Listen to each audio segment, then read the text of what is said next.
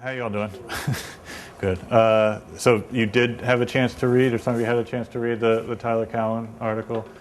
He's an economist, and he works at George Washington University in Virginia. And in this presentation I'm about to talk to you all about is largely drawn from a lot of his writings. More recently, the book The Long Tail has been drawn from his writings. I don't know that Chris Anderson gave Tyler Cowen any, and certainly not the appropriate credit. But the gist of it is, and whenever I give this lecture, and I've given it a few times, and as I was preparing to do it today, I went through my slides, and as you'll see, some of them need to be updated. But the gist of it is there seems to be this real disconnect between the idea of creativity and commerce, right? It's like if you're an artist, you're not supposed to make money. And if you're an artist, you look with deep skepticism at anything that does make money, be it Clear Channel or, it's odd in my mind that some companies kind of get a pass. The most flagrant one that gets a pass these days is of course, MySpace, which is owned by, anybody? Yeah, Rupert Murdoch. And so we tend, for some reason, not to have a problem putting our music and all of our intimate personal details on MySpace, which is owned by Rupert Murdoch, and which is, one of the most expensive transactions in the internet age. And yet we look at other companies with much more skepticism. I would warn you to look at MySpace with skepticism, just as a rule, but we'll come back to that in a minute. So we all want to be independent artists, and that's becoming more and more relevant and demanding today. It requires two things. It requires financial independence, right, and it requires a commercial market. And just to break those two things down, the alternative is non-financial independence, which means living with mom and dad. And non-commercial market means no place to sell the stuff that you're making. So we need these two things. So right from the start, it begins to, be real apparent that if we're not at least cognizant of the market for our music, we can't be independent. And that word's a loaded word, but what it means to me, and what I think it means to most of you, is making the music you want to make. And that's ultimately what the goal is. All right, so capitalism, all right, the evil, nasty word of capitalism. As you all know, I do teach in the evil, nasty business building over there, full of capitalists and anarchists, by the way. If you all have a chance to take a course with Walter Block, if you haven't already, I highly recommend it. He is, in fact, an anarchist. So we're trying to support ourselves through art. Right? I mean, that's why you're here, I would think, whether you want to do it with your music or if you want to help other artists to get their music out there more. We all have this goal, this vision, that we're going to live our lives on our terms, making the art that we want to make. And if we make money along the way, great. But so many artists, especially the artists that I worked with, all they wanted to do was, I want to quit my day job so I can make music. Does that sound familiar to anyone? Well, in order to do that, we need an economy that has some growth in it, right? So that people can go out and buy stuff.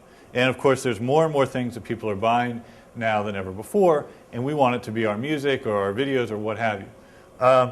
The good news is that more and more people are sustaining themselves via their art than ever before. The media is full of distressing stories in general, right? You don't open the paper and hear anything good ever. So some of us don't open the paper, which isn't good either. But that the misery and Schadenfreude and all that stuff sells papers, and certainly the Schadenfreude that's going on. And Schadenfreude is a German word which means taking pleasure in other people's misfortune. And there's actually a German word for, it's one word, one really long word that means the troops have become cognizant that the leaders have lost their way and they have begun to abandon. There's a German word that means, I don't know what it is, but I know it's like 20 syllables long. Anyway, so if you open the paper today, it's all about how the music industry is dying and blah, blah, blah, blah, blah, blah, blah. And the reality is, A, that's not true. And secondarily, there are more and more people that are actually doing music on their terms than ever before. And the wealthier an economy grows, the more people can do this, right? Without the kind of patron system that we begin to see. All right, and I bring these examples up because all these people that we think of completely as artists, right? T.S. Eliot, are we still in April? Right, so you guys probably had to read at some point in your lives The Wasteland, April's the Cruelest Month, and all that stuff. Greatest American poet probably. James Joyce, maybe the greatest writer ever, and Faulkner, the second greatest writer ever, right? All these people were supporting their art by non-traditional, non-artistic means. One of my favorite stories is William Faulkner was the postman in Oxford, Mississippi, and he actually was in charge of sorting the mail.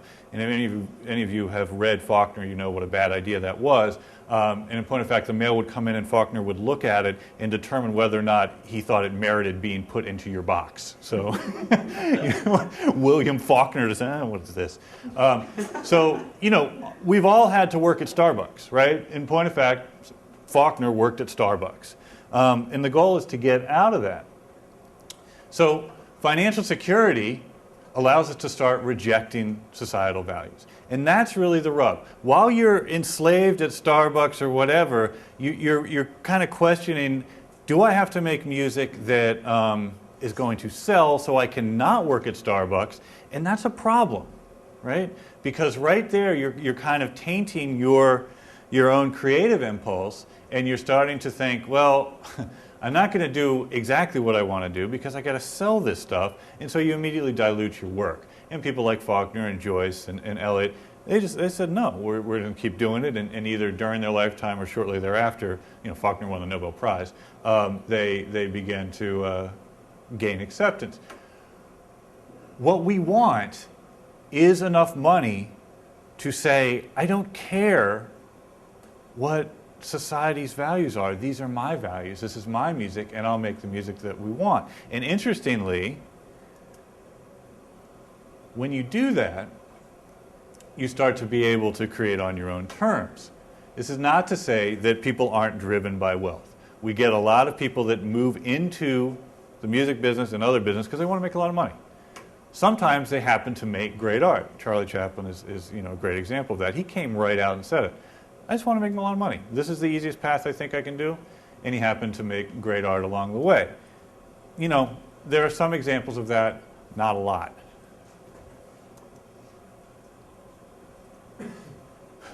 Another way is when you make a lot of money, you can start to measure how effectively you get your message out there. This is dodgy too, and this is all set up to show the kind of delicate balance between the arts and the markets.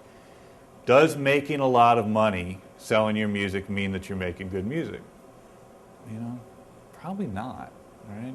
I mean, you should have deep skepticism about the people that are making a lot of money with their music. If we're following these trends, you guys have all had the experience of a band that you loved and now everyone loves, and you don't love them anymore, right? Modest Mouse, Bright Eyes, all these bands, they're now making a lot of money. They're getting their message out, and the question is, are they still doing it on their own terms? I would say that Bright Eyes and Modest Mouse probably are. There's some that aren't. So you guys talk a lot about technology, and the key is trying to understand how technology works. The first thing you need to know is that technology is not a new word. Okay? Technology comes from the Greek or Latin, I get the two confused, word techne, T-E-K-N-E, which means shift or change. Right? So technology is all about shifting and changing. It's not, that stuff. It's shifting, it's changing. And technology has been around forever. The good news is that it's lowering the price of the tools, what we need to make. The stuff that we need to make our art, it's getting cheaper to get that stuff. Right? And the net result of that is more stuff gets made. Right? And that's cool. Okay? It's so much easier in the past 5-10 years to make a record than ever before. The net impact of that is more records are being made. That's good, okay? But the key is it comes down to your drive, your will, not some sort of outside system. If you want to make great art, what's stopping you? It used to be you had all these examples, all these excuses for not making great art. It used to be that, well, I got to get a record deal so that I can finance going into the studio, blah, blah, blah, blah, blah. And we all know that's not true anymore. So it comes down to more of an individual thing. And I think this is cool. It lowers your excuses and forces you to get out there and do it. It also starts to show you one theme I'm going to talk more about, is that it breaks down the barriers of race, color, creed. If you think about classical music, no one here can name me one great female classical composer, the historical ones. And no one can name me a black classical composer, right? And it's because they're all tied to the patron system. And a lot of people, none of you guys are wise guys, but someone will stick up their hand and say Mrs. Schumann, right? She's the one classical composer that anyone can name, and the only reason anyone knew about her is because she was married to Schumann. But as these barriers come down, more people can enter. It's ridiculous to think now that a woman or a black person or whatever couldn't make art. So, your material prices, your inputs, as we call them in the business school, right? What are your inputs? And it used to be if you wanted to make a record, you had to have certain inputs. One of them was tape, right? Just buying tape. You guys probably don't even know, maybe you do, how expensive it is, just your tape cost to make a record. $3,000, $4,000, $5,000 to make a record back when you were doing 2-inch tape, That's a good Pro Tools setup just on your tape costs. And the key again here is these material prices going down allow you to move away from the popular taste. You no longer have to think, okay, if I'm going to get into the studio and someone's going to buy me this tape, right, through a traditional record deal, I darn well better make the type of music that they want me to make. Now you sit in your room with your garage band and you make what you want to make. More expression, right? You're not concerned with pleasing buyers and critics. And modern art becomes possible. This is interesting if you look at art through the ages. So you get, this is Michelangelo, right? The Sistine Chapel. And dude was on his back, while someone was out in the fields grabbing beetles and crushing leaves and stuff to make the paint that he had to use to paint this thing, right? It was a big process, and it took years. Then we get Jackson Pollock. And can you imagine what Michelangelo would have done if he had seen Jackson Pollock walk into a studio and pick up a bucket of paint and throw it onto a canvas, right? Or that scene in Big Lebowski where Maude flies over the room and dribbles the paint on, right?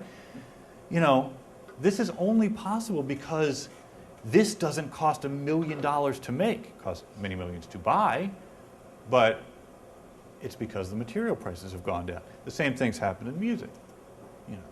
I don't know where this is, but it's typical recording studio, except for the fact that it has a LP, record player there.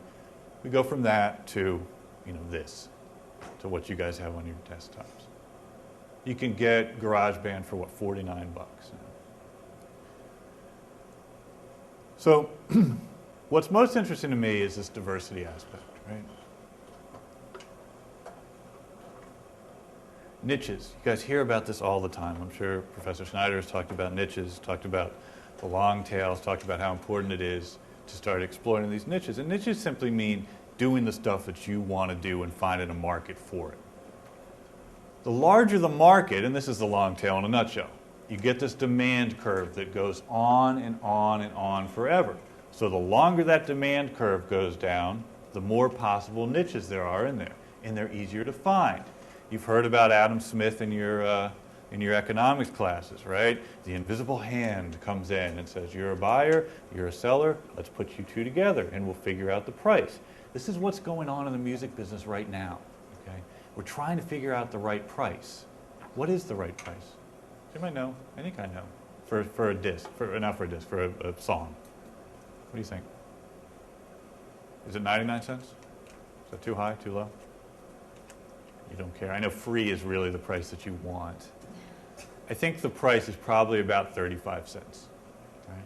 I think at 35 cents, people will say, I will pay for this song rather than going to LimeWire or whatever and risking getting some, virus or half a song or scrolling through stuff. And that's opportunity cost, right? You're sitting in your desktop and you think, okay, I can pay 35 cents and get this and know it'll be the right thing, or I can go to LimeWire, which will take me time that I could be spending on something else, and I might not get the right thing. At 99 cents, you say, I'm going to LimeWire, right? That's a burrito at Taco Bell, right? At 35 cents, I don't know what that is. It's a gumball, right? So that's your opportunity cost, and it's the importance of being unimportant. And the reason we can't get to 35 cents right now, does anybody know why? Why can't we price songs at 35 cents for sale online? Like basically the cost of the record stores. Cost of what? The cost of the record stores, the first song cost more. Kind of, but if you had on your MySpace, right, and you wanted to use Snowcap to get your song for sale, could you price it at 35 cents? Why not? Because Snowcap takes 39 cents, okay? So you'd be losing 4 cents on every song. And what that is called the transaction cost, right? In order for a market to operate efficiently, you have to lower transaction costs. It has to be something where if I want to sell a song for 35 cents, I can't give Sean Fanning 39 cents, right? So I need to lower that. And I frankly find it unconscionable that Snowcap would charge 39 cents for this. Do you know where they got that number? Has anybody done the math on that? What does iTunes take? Know? If you buy a song from iTunes, what does it cost you? What does Apple keep? So 99 cents, Apple keeps 30 cents, right? 30% fee right off the bat. So there's 30 cents. What's a mechanical license cost? How much does an artist get paid on a mechanical license per song? 9 cents. So 30 plus 9 is 39 cents.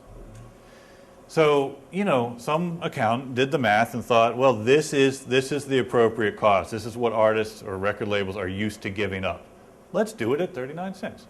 There's some innovation for you, huh? They should be shot in the head, right? Okay? We don't innovate by doing things like that. We innovate by lowering the transaction costs and bringing in new customers. If they had made it 15 cents or 20 cents, then you can charge it at 39 cents and you're still making a margin of 20 cents a song.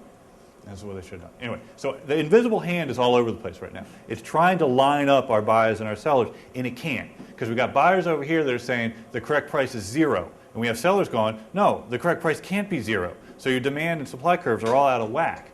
They will eventually start to come together, but only once we lower the transaction costs.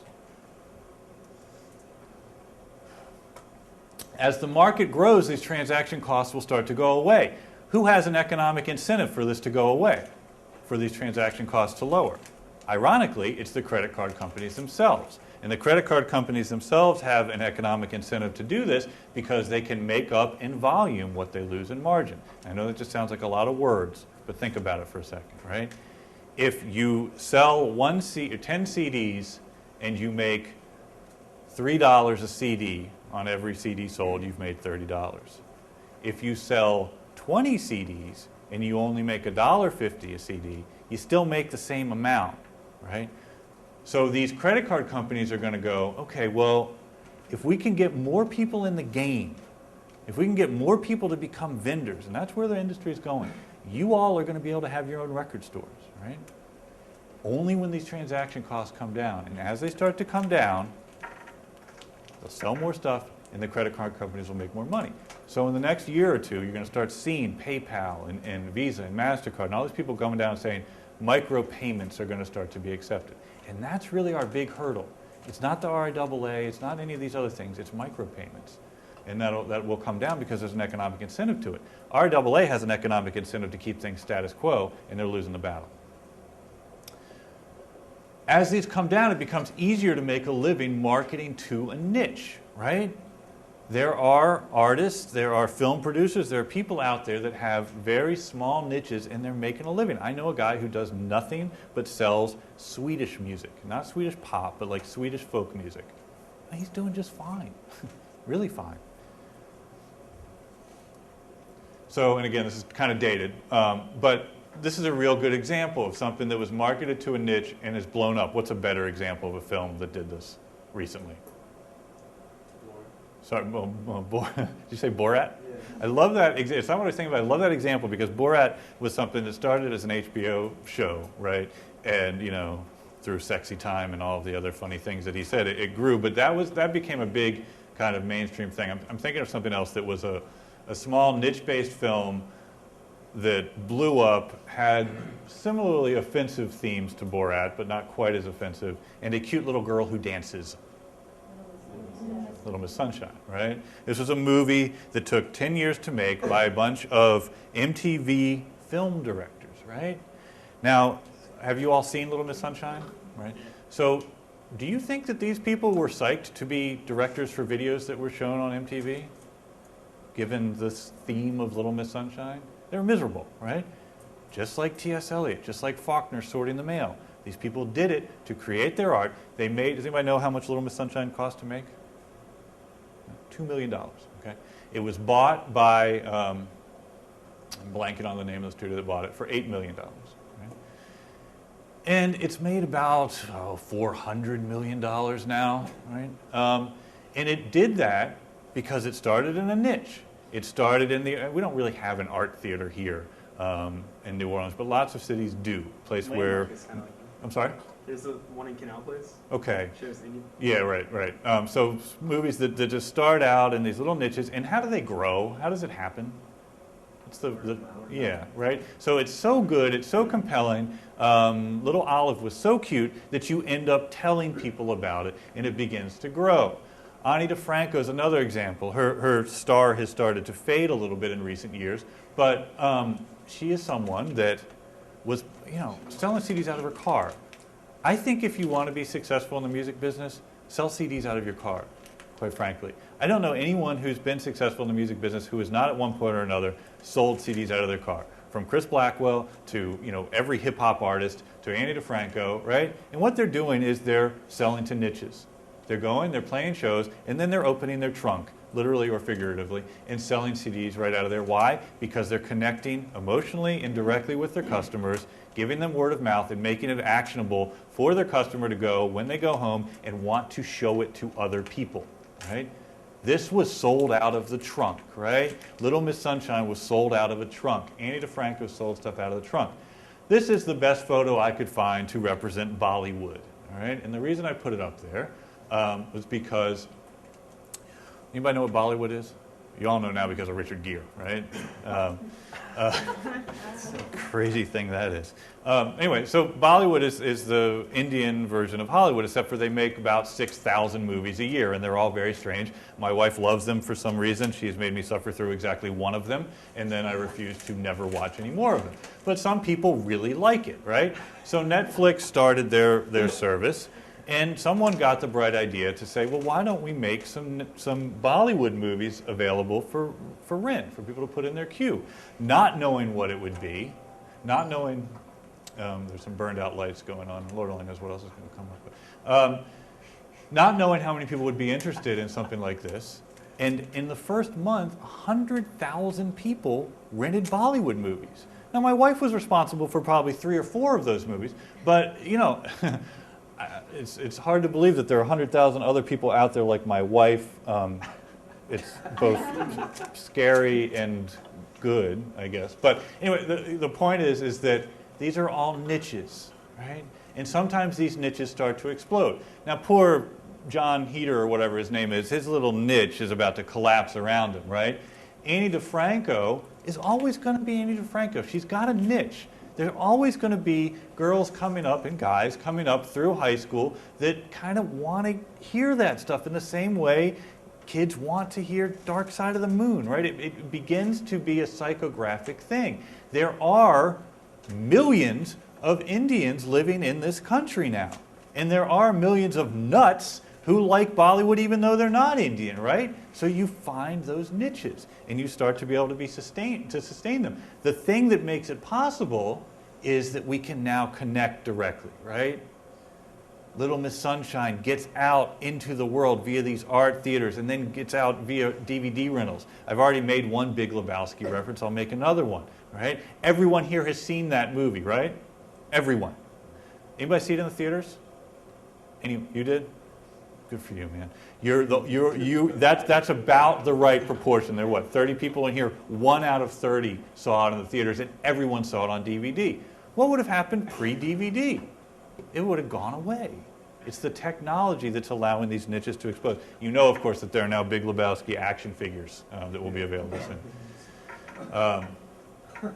Okay, so the more developed these markets get, the more diverse they can become. Right? You get producers with a ton of latitude to educate their artists. I think of David Lynch, right? One of my favorite movie makers. He is someone that educates his audience. I remember distinctly being in 11th grade and going to see Blue Velvet and just being like, what in God's name is going on, right? Now I look at Blue Velvet and it makes perfect sense to me. And I don't think it's because I'm smarter. I think it's because David Lynch has dragged kicking and screaming audiences and raised the level of discourse via his continued movies, his talking, and this is what goes on with artists too. If someone was to play, the new Def Jux record back in time, 10 or 15 years ago, when people were listening to Run DMC, it wouldn't have made sense. Right? And now it makes sense because the artists have educated us going through these niches. The economic growth allows us to specialize and get more sophisticated. It allows people like John Cage to win Genius Awards. Right? It allows people like Ornette Coleman to be awarded I always screw this up, a Pulitzer Prize, and before that a Lifetime Achievement Award for the Grammys. I don't know how many of you all have listened to Ornette's music. I hope all of you. Yes, sir. Or you just shout out for Ornette. It's challenging, okay? But it's something that we're able to understand because he educates us. And at a certain point, the world starts to go, oh, you know what, I kind of get that now, right? Same thing happened with Faulkner. I kind of get As I Lay Dying now. But it takes time. And you can only get that time through a well-developed market. Okay, so my favorite thing about all this crap is that outsiders and marginalized minorities drive artistic innovation. I think that's so cool, right? Maybe it's because I've always kind of been an outsider, at least in my mind, right? I've never trusted the mainstream, right? The only mainstream thing that I like and trust is Harry Potter for some reason, right? It makes me feel really good that I like Harry Potter because A, I think it's good, and B, everyone loves it. And I like it too. Most things that everyone else likes, I don't like, sadly. But so you've got these quote-unquote marginalized people that are on the margin, people that don't quite fit in, and they got nothing to lose, right? Hip-hop is the best example. So, anybody seen this? All right, one person. That's one more than most people. Okay, so Pink Flamingos. That's Divine, okay, a transvestite. And if you can read up at the top, Daily Variety said that this is one of the most vile, stupid, and repulsive films ever made. Right? Would you attest to that? More than that. Okay. It's tough to watch. I won't go into why it's tough to watch, but maybe you can kind of pull from that photo up there why it might be tough to watch, although you really can't. So anyway, the guy that made this movie was a guy named John Waters. Anybody heard of John Waters? A couple people? You may have heard of John Waters because of Hairspray, right? One of the longest running Broadway musicals. The New York Times calls Hairspray irresistible. If life were everything it should be, it would be more like Hairspray. I pull your attention back to this, okay? The same guy made this. Parents across the nation are taking their little children to go see this, right? If you were to show a little child this, you would probably be locked up, all right? The point is, John Waters, for those of you who don't know, grew up in the 50s in Baltimore as a gay man, right? And he rounded up his little troupe of fellow misfits, right, merry travelers, and started making movies. Back in a time where there was no, little tiny tapes, DV tapes. It was expensive, and yet he found a way to do it. And he made the most bizarre movies in the world, right? And he started to grab a little niche. And he evolved and he developed. 20, 30 years later, here he is. Now, I don't think very many people are going to Hairspray and going, you know what, I better check out the collective oeuvre of John Waters and going back to Pink Flamingos, right? And if they are, they are in for a rude awakening. But the trajectory is the same. Right? This is a minority that had nothing to lose. He was a gay man in the 50s. It's bad, right? What did he care? I'll do what I want to do. It happens that he has a particular type of genius. Right?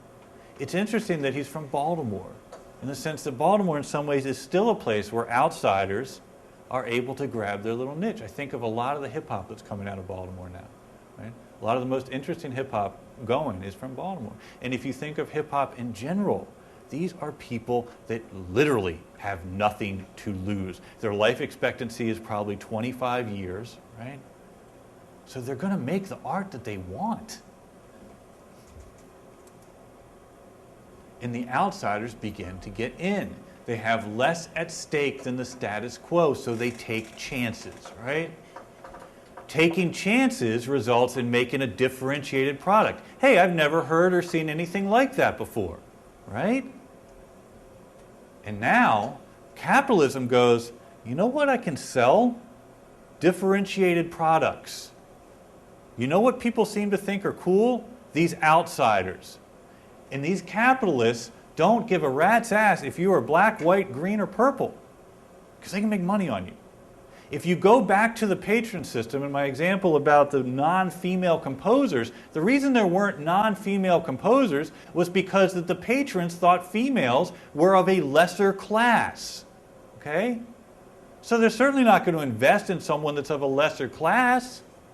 There's no return there, psychologically or monetarily. The capitalists don't care.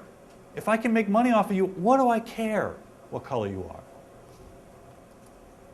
So you get someone like Jean-Michel Basquiat, right? A graffiti artist, an outsider. Okay, there's a great documentary on Basquiat you should check out. This, I think, was bought by Lars Ulrich from Metallica. I know he's got some of his work for millions of dollars. Okay? It's an outsider art. Metallica, believe it or not, as lame as they have become, at one point were outsiders and had a niche that was outside. The Black Album blew that all to hell. But at one point, they had their niche, and they were doing stuff that was differentiated. Metallica no longer makes music that is differentiated. I blame Bob Rock. No Metallica fans out there. Buena Vista Social Club, you talk about marginalized people. Okay? These are people living under a dictatorship. By all reports, Castro is going to come out of the deathbed and continue to rule, and he'll be here with the cockroaches, I guess. But he is running that place with an iron fist. Ry Cooder had to go to Cuba and kind of, surreptitiously make these records and then get these guys out. What do they have to lose? They're making the music that they like, that they want to. There was no financial imperative there. So they do it this way. China is what you need to be watching, because all of a sudden, these walls that were just like Cuba have started to come down. And there's already some differentiated product coming out of there, and it is very differentiated. Go check out some Chinese punk rock sometime. So the one thing you can't do, and this is where it starts to get dodgy, is stand still. And this goes back to the Metallica thing. Metallica's standing still. Lars is busy buying modern art. James is busy doing whatever it is James does, right? They're standing still. And so the market moves on. And so it's not about Metallica anymore, right? It's about, I'm not as up as I should be on metal. It was Pantera, it was Slipknot, whoever. I don't know who the new kind of godhead metal band is. But it's certainly not Metallica, right? And so their imminence starts to decline, and the profits start to decline because the competition comes on. And then it's supposed to induce them to innovate again. We'll see. Metallica always says, this is a record that's getting us back to our roots, right? U2 always says that too, right? This is the record, this is like, War or October again. Sometimes they do it. Okay, So exploitation, and I mean that, of course, in the musical sense, getting the music out there. The market's really efficient at this. What we're faced with now, and you guys were talking about this moments before I started prattling on, was this idea that it's decentralized. It's no longer going to be the major labels and their distribution systems, right? Caroline, EMI's quasi-independent distributor, just fired all their field staff, all of them, gone, goodbye, okay? And they did that because, what do we need these guys for? There aren't a whole lot of record stores out there, although Tower apparently is going to reopen a bunch of superstores, which is a good idea. But there aren't a whole lot of record stores out there. So the decentralized way, people bringing CDs in and putting them on shelves, which seems like a really quaint idea these days to me at least, right? I know, I have a store, I will buy some CDs and put them on a shelf and hope that some people come in and buy them. Doesn't that seem odd to you, right? How many will you buy? I don't know. I'm going to buy 27 and hope that 27 people come in and buy this CD. It's really, really bizarre, and yet that's the way it worked forever. And of course, it doesn't make any sense anymore. And as we move towards people selling off of their own websites, and hopefully not off of MySpace, it becomes decentralized. It moves to these mavens, the people that are right on the front line of the music, the innovators, the people that are thinking about differentiated product going, I love this music, and rather than have an MP3 blog and giving it away, I'll sell it for 35 cents. I'll keep 5 cents and I'll give the artist 30 cents. And then we have the most killer record industry we've ever had. So the decentralized stuff, and again, this is kind of dated, but these people are still around. If by a thread, as Professor Snyder said, I don't think the Sirius XM merger will go through. And if that happens, if it doesn't go through, they're both going to be a problem. And then if the Sound Exchange does manage to shut down webcasting, we'll figure this stuff out. These are bumps in the road. The RIAA, I think Professor Snyder used the expression, they're just putting their fingers in the dam. They can't stop this. But the music's coming from everywhere now, rather than from centralized places. So the innovators can find a profit-seeking distributor who will put money above prejudice or grudges. Right? That's the secret. And this is where it gets okay to be a capitalist. It doesn't, get you into heaven necessarily, but it does help you to get the music out there. I was going to show the Nick Drake Volkswagen commercial, but I don't have sound, so I'm not going to do it. Anybody seen that? You know what I'm talking about? And it's a good example, and I was fortunate to work on that catalog. This was an artist, those of you who don't know, that killed himself in the 70s because no one ever listened to his music, right? And then in 1999 or 2000 or something, we got a call from Volkswagen saying, hey, we want to use Pink Moon in an ad for Volkswagen. And we said no. Nick's music is not supposed to be for ads. And they called back and said, would you just look at the storyboard? I said, all right. And the storyboard was, you've all seen it. Kids driving up to a party and turning around and driving away, right? And so I called them up and I said, so is there going to be a voiceover, buy the new cabriolet or whatever? And they said, no voice, no nothing. Just Nick and the image. And I said, well, that sounds okay. So we talked to Nick's sister and she said, well, why don't you go ahead and do it? So they paid us a little bit of money, not a lot. And as I say, this was an artist that was selling about 5,000, 10,000 CDs a year. Within about 3 months of the ad running, we were selling 100,000 CDs. And it kept going, and it became the longest running VW commercial that they ever aired. They still show it occasionally. And we ended up selling about 1 million Nick Drake records. I have big problems with using music for commercials. But I don't see anything bad about, you all know Nick Drake largely because of this commercial. Some of you knew him before it or irrespective of the commercial. But there was a commercial, incentive, an economic incentive to use this and get it out there, and it was a way to get the music out. I'm sure you guys spend a ton of time talking about synchronizations and the use of music that way. It is these people with the economic drive that says this music will fit, and the question is, how do we make that a long-term sustainable thing? And the answer is to work with niches. The other thing the market does really well is provide a profit to those who preserve, right? And so reissues become something that's really relevant here. Okay, Robert Johnson. I don't know if we'd be hearing Robert Johnson if it weren't for an economic incentive. If it was, again, just kind of the government or some patron system determining what was valuable art, maybe they would have picked Robert Johnson, maybe not. But Sony Legacy decided, I think we can sell some of these. So let's take the 27 or whatever tracks there are, put them in a box. This was a huge box set. Metropolis was one of the most important films ever made. It was made in 1927 when King Video, and I always think it's Criterion, but whoever decides, okay, well, let's put this out. They went and they spent a fortune to refurbish this film, and now you can look at this movie, you can rent this movie, and see it in about as good a condition as if you were seeing it in 1927. The sole reason for that is because they thought they could sell some of them. It wasn't because, you know what's really important? Metropolis. Right? So many of you should take some kind of, hope in this, right? The virtues of cultural markets lie not in the quality of mass taste, but rather in the ability of artists to find minority support. This minority support, and by that I mean small groups of people, are those mavens. And your job is to find those mavens, find those evangelists, find people that love your music and that are willing to tell others about it. Those people then allow you to disseminate it out, and you become able to connect with the masses. It's so competitive that you've got to demassify. You can't just say, you know what my marketing strategy is? Get on MTV and Rolling Stone. It doesn't work, right?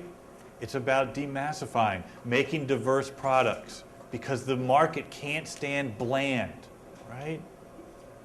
Lily Allen, Amy Winehouse, all of the stuff that's starting to get some traction. It's not because they're horribly original, they're just not bland. Okay, and just to finish up, the role of government, because this brings it back full circle. If you take the market out of it and say, you know what, we should get grants. We should just let, why can't the government give me money to make my art, right? Doesn't this government value art more than commerce? The answer is it really shouldn't, right? It does its best when it's just another customer. And by that I mean if they want to buy your music and put it in a museum or buy a painting or whatever, fine. But when they start becoming arbiters of taste and saying this is better than something else, they get it wrong, invariably. And the examples of that are the countries that do this, Germany and France. When was the last time you guys heard some good German music, right?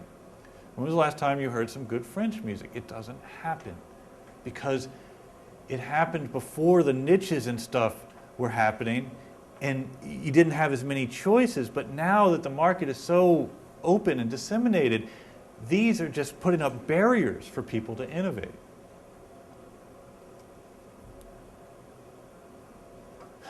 The government, when they get involved, make it bureaucratic. Right? We don't want our art bureaucratic, right? That's art by committee. And art by committee is, what is it, a camel or an elephant or something? It's something that doesn't make any sense, right? And we all know this. We live in New Orleans where a lot of stuff doesn't make sense because the government is trying to tell us how to make art. Politics, right?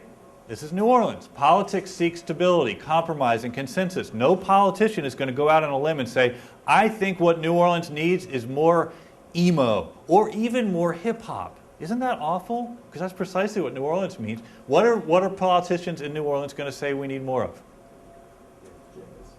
Do we? So to summarize, technology lowers the barrier of entry. Marketing savvy combined with technological opportunism creates opportunity, right?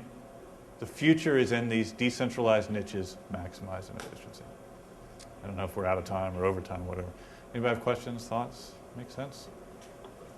Okay, thanks guys. Yep.